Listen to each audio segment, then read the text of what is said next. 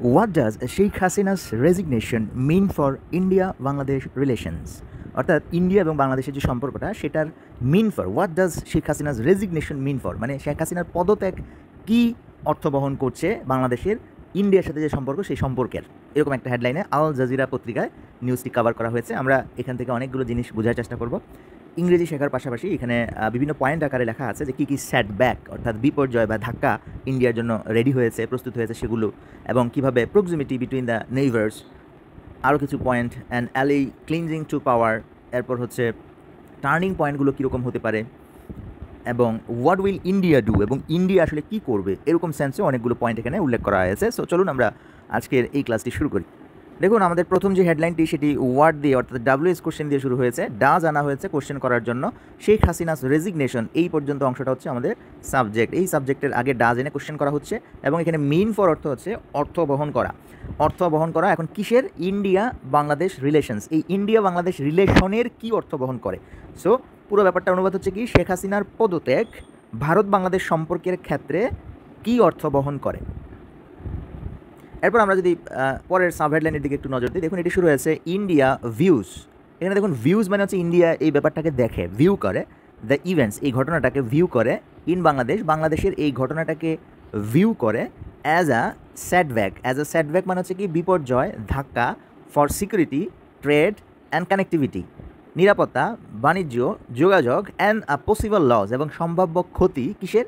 Of influence, প্রভাবের ক্ষতি। আগে যেমন প্রভাব বিস্তার করতে পারতো বাংলাদেশের প্রতি, বাংলাদেশের উপর, এখন সেই প্রভাবের ক্ষতি যোগাযোগ, ব্যবসা, নিরাপত্তার জন্য সেটব্যাক। খেয়াল করুন, এখানে আমরা যদি সেটব্যাক শব্দটা একটু বোঝার চেষ্টা করি যে সেটব্যাক মানে কি। সেটব্যাক মানে হচ্ছে অনেকটাই এইরকম যে reversal or check in progress. দেখুন চেক ইন প্রোগ্রেস মানে হচ্ছে কি উন্নয়নের প্রতি বাধা, বিপর্যয়। আর serious setback for the peace process, শান্তি প্রক্রিয়ার মারাত্মক বাধা, মারাত্মক বিপর্যয়, মারাত্মক ধাক্কা, এরকম অর্থে সেটব্যাক শব্দটি ব্যবহৃত হয়। ওকে, সো আমরা এখানে ভিউজ কিন্তু এখানে ভার্ব হিসেবে ব্যবহৃত হয়েছে। আমরা যদি এই শব্দটা একটু দেখি, দেখুন ভিউজ মানে হচ্ছে যে দেখা, ব্যাপারটা কীরকম। যেমন দ্য এবিলিটি, যে আমরা ভার্ব হিসেবে যেহেতু এখানে ব্যবহৃত হয়েছে, আমরা ভার্বের অর্থটা দেখি। লুক অ্যাট অর ইন্সপেক্ট, তাকানো অথবা অনুসন্ধান করা, ইন্সপেক্ট তদন্ত করা, দেখা, পর্যালোচনা করা, এরকম অর্থে আমরা ভিউজ শব্দটা নাউন এবং ভার্ব হিসেবে ব্যবহৃত হয়। নাউন হিসেবে যখন ব্যবহৃত হয় তখন এটি মূলত the ability to see something or to be seen from a particular place, অর্থাৎ এটা এবিলিটি টু সি, দেখার মতো, এটা পর্যবেক্ষণ, এরকম অর্থে এটা ব্যবহৃত হয়। ওকে, সো আশা করি ব্যাপারগুলো বুঝতে পেরেছেন। এখন India views the events in Bangladesh, বাংলাদেশের এই ঘটনাটাকে ইন্ডিয়া দেখে অ্যাজ আ সেটব্যাক, একটা বিপর্যয় হিসেবে, একটা ধাক্কা হিসেবে, for security, trade and connectivity and a possible loss of influence. Okay, so আমরা যে ব্যাপারটা দেখেছিলাম সেন্টেন্সটা ছিল what does Sheikh Hasina's resignation mean for India Bangladesh relations? Sheikh হাসিনার পদত্যাগ ভারত বাংলাদেশের সম্পর্কের ক্ষেত্রে কী অর্থ বহন করে? India views the events in Bangladesh as a setback for security, trade and connectivity and a possible loss of influence. Bharat বাংলাদেশের ঘটনা প্রবাহকে নিরাপত্তা, বাণিজ্য ও যোগাযোগ এবং সম্ভাব্য প্রভাব হারানোর ধাক্কা বা বিপর্যয় হিসেবে দেখছে, এরকম একটা সেন্স। যাই হোক, আমাদের প্রথম যে বাক্যটা সেই বাক্যটা হচ্ছে কি when the deposed Bangladesh prime minister Sheikh Hasina. দেখুন এখানে ডিপোজড, যখন কিনা ডিপোজড, এখানে কি ডিপোজড হচ্ছে ক্ষমতাচ্যুত, ক্ষমতা থেকে যে এই মাত্র ক্ষমতাচ্যুত হয়েছে সেটা। Deposed Bangladesh prime minister Sheikh Hasina fled, তাহলে ওয়েন ফ্লেড মানে যখন তিনি পলায়ন করেছেন, ঢাকা থেকে পলায়ন করেছেন by military helicopter on August 5। যখন ক্ষমতাচ্যুত বাংলাদেশের প্রধানমন্ত্রী শেখ হাসিনা 5 আগস্ট সামরিক হেলিকপ্টারে ঢাকায় থেকে পালিয়ে যান। ফলোয়িং মানে হচ্ছে কি যে এটার পর, কিসের পর? উইক, দেখুন weeks long deadly protest, week long মানে সপ্তাহব্যাপী, ডেডলি মানে হচ্ছে ঘোরতর, মারাত্মক, ভয়াবহ, প্রোটেস্ট প্রাণঘাতী প্রোটেস্ট, প্রতিবাদের পর, এগেইনস্ট হার গভর্নমেন্ট, তার সরকারের বিরুদ্ধে, দেয়ার ওয়াজ লিটল ডাউট, কোনো সন্দেহ ছিল না, লিটল ডাউট মানে কি সন্দেহ ছিল না, নেই বললেই চলে, about where she was headed. দেখুন কেউ যদি হেডেড হয় তার মানে সে কোনো একটা দিকে গন্তব্য নিচ্ছে, ওয়ার শি ওয়াজ হেডেড মানে সে কোন দিকে গন্তব্য নিয়েছিল সেই ব্যাপারটা নিয়ে কোনো সন্দেহ নেই। There was little doubt about where she was headed, সে কোন দিকে যাচ্ছিল সেই ব্যাপারটা নিয়ে কারো মনে কোনো সন্দেহ ছিল না। India has supported Hasina and it is where she spend many years in exile. In exile মানে হচ্ছে আপনার যখন কেউ নির্বাসনে থাকে, ইন এক্সাইলকে বলা হয় কি নির্বাসন, ইন এক্সাইল। তাহলে ইন্ডিয়া হ্যাজ সাপোর্ট করেছে হাসিনাকে, and it is where she spend many years, এবং ইন্ডিয়াই হচ্ছে, ইট ইজ ওয়ার এটাই হচ্ছে ইন্ডিয়া যেখানে শি স্পেন্ড মেনি ইয়ার্স অনেক বছর কাটিয়েছে, ইন এক্সাইল নির্বাসনে, after almost her entire family was assassinated in 1975। দেখুন অ্যাসাসিনেটেড মানে যারা হত্যা হয়েছিল, পরিবার সহ হাসিনাকে সমর্থন করেছে ইন্ডিয়া আগে থেকেই, সেটা 1975 সাল থেকেই, যখন নাকি তার পরিবার সহ পুরো হত্যার ঘটনাটা ঘটেছিল, তখন থেকেই তিনি ইন্ডিয়াতে নির্বাসনে ছিলেন।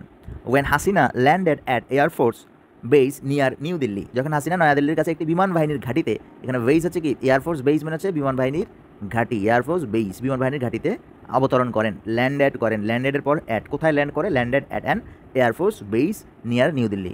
She was received by none other than, দেখুন এখানে নান আদার দেন একটা সুন্দর একটা ফ্রেজ, নান আদার দেন হচ্ছে কি আর কেউ না, Ajit Doval. She was received by none other than Ajit Doval, মানে তখন তাকে স্বাগত জানান অন্য কেউ না, সে হচ্ছে কি অজিত দোভাল, মানে রিসিভ করেন মানে গ্রহণ করেন অজিত দোভাল। ওকে, এরপর আমরা দেখি পরের যে বাক্য, সেটা হচ্ছে কি যে the head of the Indian security, এই অজিত দোভাল সম্পর্কে একটু বলা হচ্ছে। The head of the Indian security establishment, দেখুন সিকিউরিটি এস্টাবলিশমেন্ট মানে হচ্ছে কি নিরাপত্তা প্রতিষ্ঠা, নিরাপত্তা প্রতিষ্ঠানের প্রধান, head of the Indian security establishment who overseas, overseas মানে হচ্ছে কি তদারকি করা, তদারকি করা মানে কি overseas the external intelligence, external বাইরের, ইজ ইন্টেলিজেন্স এজেন্সি মানে বহিরাগত গোয়েন্দা সংস্থা, বহিরাগত গোয়েন্দা সংস্থার যে তদারকি করে সেই হচ্ছে head of the Indian security establishment. এরপর দেখুন তাকে এই শেষের যে এজেন্সিটার কথা বলা হয়েছে, এই এজেন্সিটার আবার একটা পুরো নাম দেওয়া হয়েছে যে the research and analysis wing, মানে রতে রিসার্চ, এতে অ্যানালাইসিস, ডব্লিউতে wing, research and analysis wing, এই এর প্রধান হচ্ছে সে।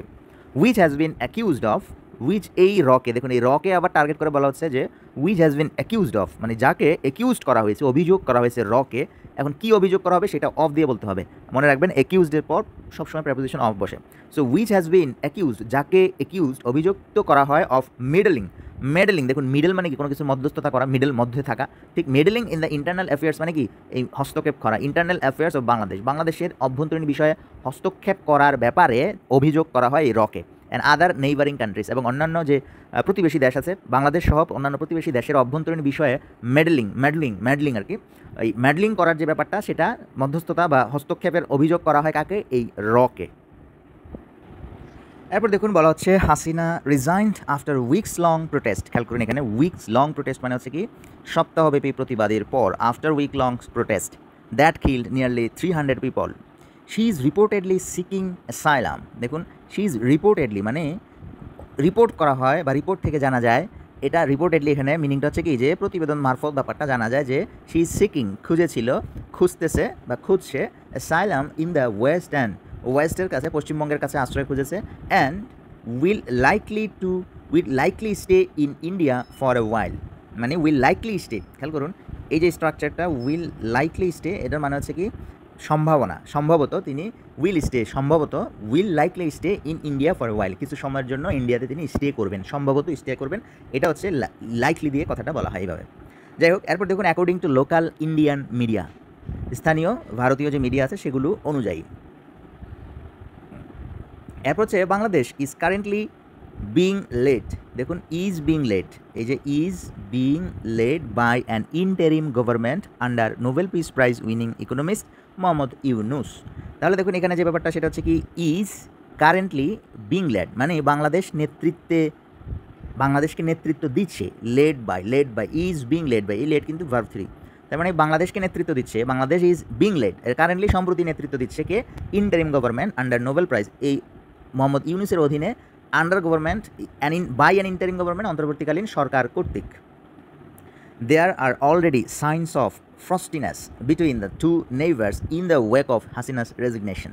তো খেয়াল করুন এখানে এই যে ফ্রস্টিনেস যে শব্দটা, এটি আসলে ফ্রস্ট থেকে এসেছে। ফ্রস্ট শব্দটির অর্থ হচ্ছে কি যে আপনার হিম বা তুষারপাত, হিমেল প্রভাব বা জমাট অবস্থা বা জমে যাওয়া এরকম সেন্সে ফ্রস্ট শব্দটি ব্যবহৃত হয়। এটারই একটা নাউন ফর্ম হচ্ছে কি ফ্রস্টিনেস। তো ফ্রস্টিনেস মানে হচ্ছে কি ঠান্ডা শীতল। ফ্রস্টিনেস এখানে বোঝাচ্ছে যে সাইন অফ ফ্রস্টিনেস মানে হচ্ছে কি বিটুইন দ্য টু নেইবার্স, এই দুই প্রতিবেশী দেশের মধ্যে যে দেয়ার আর অলরেডি সাইন্স, যে সাইনটা আমরা দেখতে পাই সেই সাইনটা হচ্ছে কি ফ্রস্টিনেসের, অর্থাৎ ঠান্ডা একটা সম্পর্ক, হিম শীতল একটা সম্পর্ক, in the wake of Hasina's resignation, হাসিনার পদত্যাগের মুখে প্রাককালে, in the wake of the Hasina's resignation, হাসিনার পদত্যাগের পর দুই প্রতিবেশীর মধ্যে ইতিমধ্যেই ঠান্ডা সম্পর্কের লক্ষণ দেখা দিয়েছে বা রয়েছে, দেয়ার আর অলরেডি সাইন। এরপর দেখুন ফলোয়িং হার ডিপার্চার, তার প্রস্থানের পর non essential staff from India's high commission have been withdrawn from Bangladesh. দেখুন এখানে বলা হচ্ছে কি যে তার যে প্রস্থানের পর বাংলাদেশের ভারতীয় হাই কমিশন থেকে অপ্রয়োজনীয় কর্মী কি নন এসেনশিয়াল স্টাফ, নন এসেনশিয়াল স্টাফ অপ্রয়োজনীয় কর্মীদের প্রত্যাহার করা হয়েছে। হ্যাভ বিন উইথড্রোন করা হয়েছে, প্রত্যাহার করা হয়েছে। কার according to a local Indian media.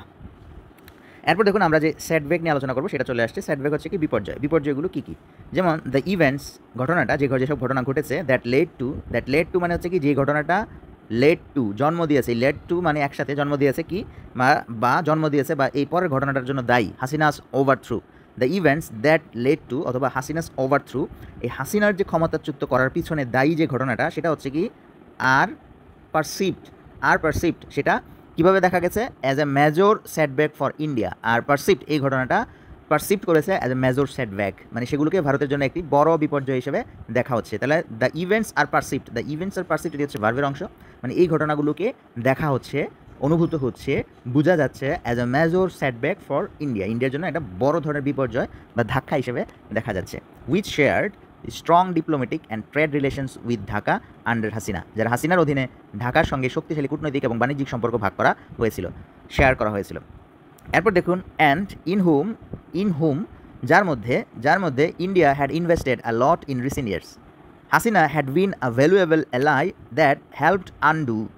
দেখুন এখানে বলা হচ্ছে যে হাসিনা ছিলেন একটি মূল্যবান মিত্র, আ ভ্যালুয়েবল অ্যালাই, যিনি 1947 সালে ভারত ও পাকিস্তানের বিভাজনের ফলে সৃষ্ট নিরাপত্তা, লজিস্টিক এবং রাজনৈতিক দুঃস্বপ্ন কিছুটা হলেও পূর্বাবস্থায় ফিরিয়ে আনতে সাহায্য করেছিল। To some extent the security, logistical and political nightmare created by the 1947 partition of India and Pakistan Bharat এবং পাকিস্তানের বিভাজন, পার্টিশন হচ্ছে কি বিভাজন, তাহলে ভারত এবং পাকিস্তানের বিভাজন 47 সালের বিভাজনের মাধ্যমে যে political nightmare, logistical, security nightmare, দুঃস্বপ্ন, রাজনৈতিক দুঃস্বপ্ন, লজিস্টিক, নিরাপত্তা বিষয়ক দুঃস্বপ্ন যেটা সৃষ্টি হয়েছিল সেটা কি করেছে দ্যাট হেল্পড আনডু, সেটা আনডু করতে মানে ফিরিয়ে আনতে, পূর্ব অবস্থায় ফিরিয়ে আনার ব্যাপারটাকে এখানে আনডু বলা হচ্ছে, যে এটা আনডু করা গেছে। হাসিনা ছিলেন একটি মূল্যবান তেমনই একটা মিত্র।